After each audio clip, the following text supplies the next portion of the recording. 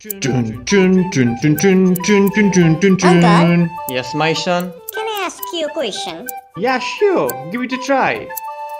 What is the color of the mirror? Uh, Chun, chun, chun, chun.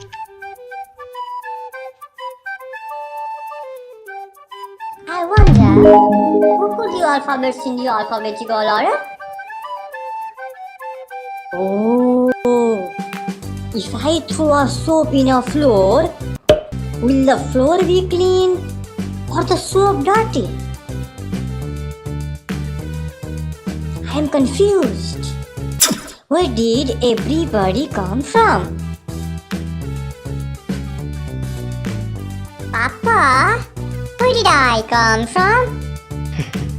You are being quite philosophical, my son. Papa, what is philosophy? You wanna hear this? Enlist.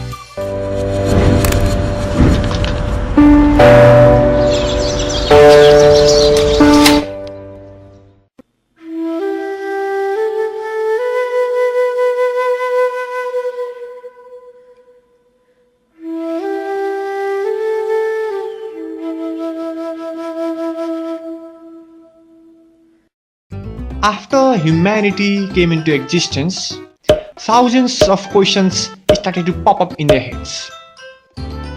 Who are we? Where did we come from? What is the purpose of this life?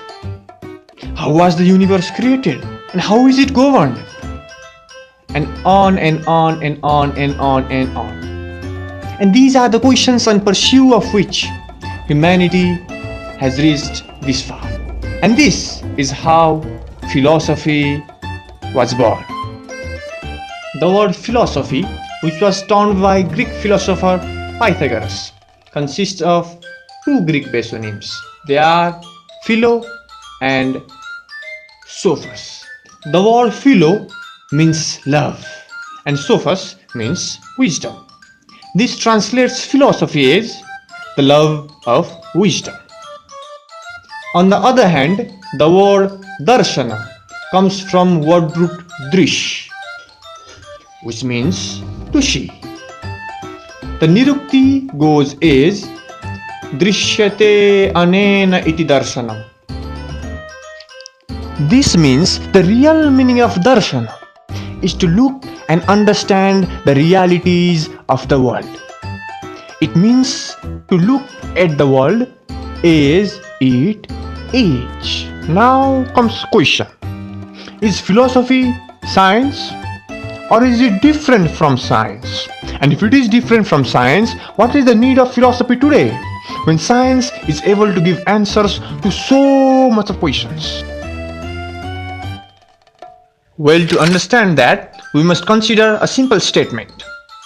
Philosophy present fundamentals, and science and technology present the applied aspect of those fundamentals. We can take examples of Socrates or Plato or Aristotle or Pythagoras himself. The discoveries made by these fellows are still considered to be the foundations of Western science and mathematics. And these guys were, of course, the renowned philosophers of their era.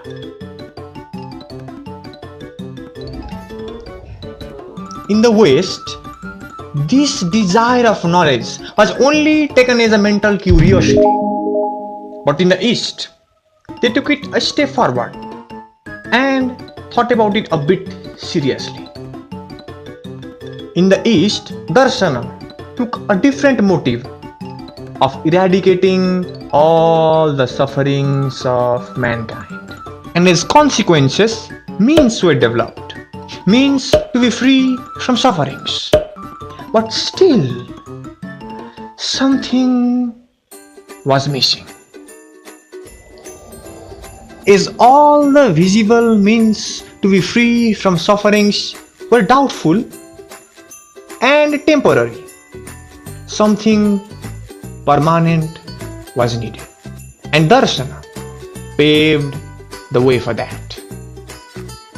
Starting from a single question of how to be free from sufferings, varieties of ways of observing the world were discovered, and as a result of which, different school of thought developed. In Sarva Darshana Sangraha, 16 darshanas are enlisted, but the popular classification goes by Astika Darshana and Nastika Darshana. Astika Darshana means those darshana which accept the epistemic authority of Veda and take them as the source of knowledge.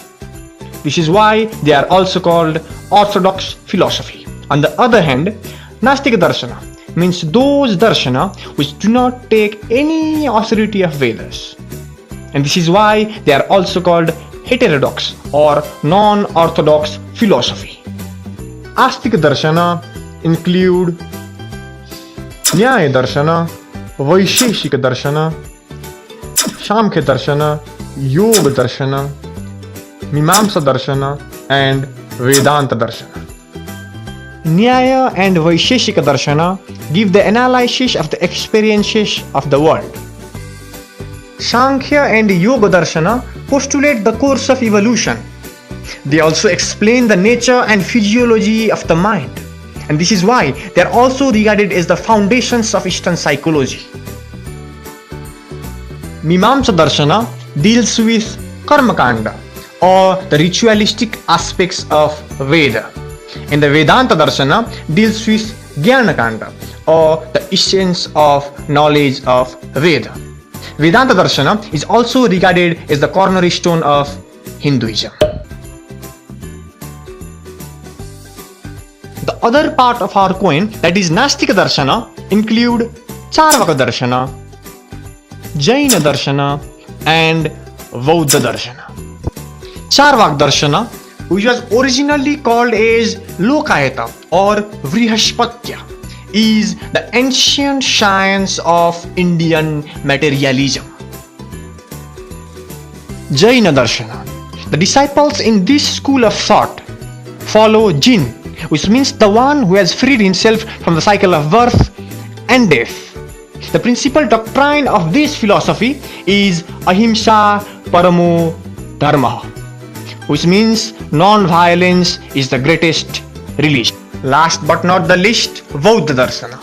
This darshana is based on the teachings of Gautama Buddha and his interpretations.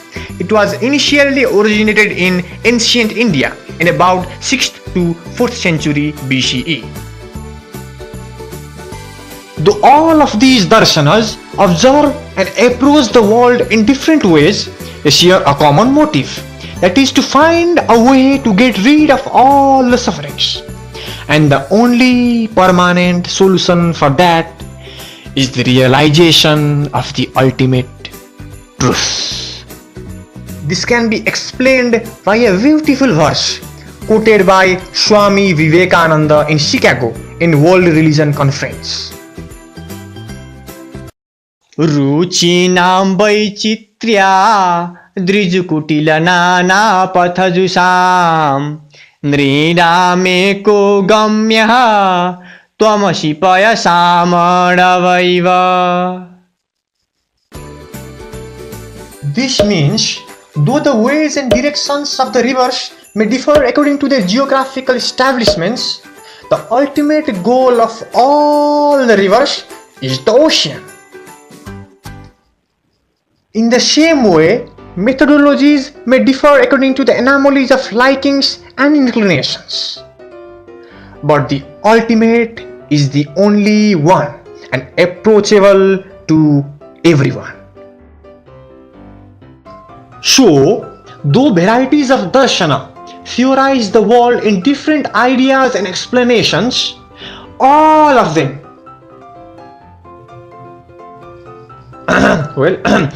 almost all of them reflect similar conclusions.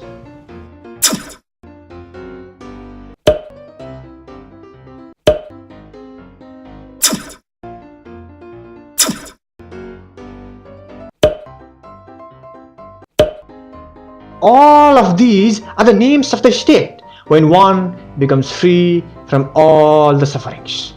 This is because one becomes free from the cycle of nature, from the cycle of heaven and hell, from the cycle of good and bad, from the cycle of happiness and sadness, and from the very cycle of birth and death.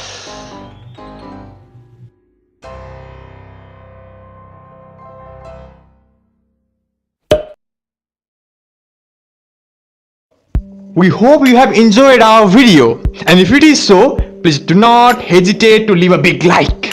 Subscribe our channel Ayurveda Studies for more of such videos, and press the eagle marvelous icon on the side to get notifications of the upcoming upload. And also, do not forget to leave a comment if you have anything to say or any suggestions, or if you want any of the topics to be illustrated in the same way, then please do tell us. This video is a part of a series of Padartha Vijnana, and of course, more are on their way. And all we need is your support. So please like our page in Facebook, subscribe our channel in YouTube, and follow us on Twitter. And most importantly, do share this video. Share this video with your friends, with your families, in your social media, everywhere you can, and let people know about it. Why, you ask? Maybe because this is how things work. We will meet next time. For now, namaskar. Uncle, why do we have to study philosophies in Ayurveda? Dun, dun, dun, dun, dun, dun, dun, dun. Not again.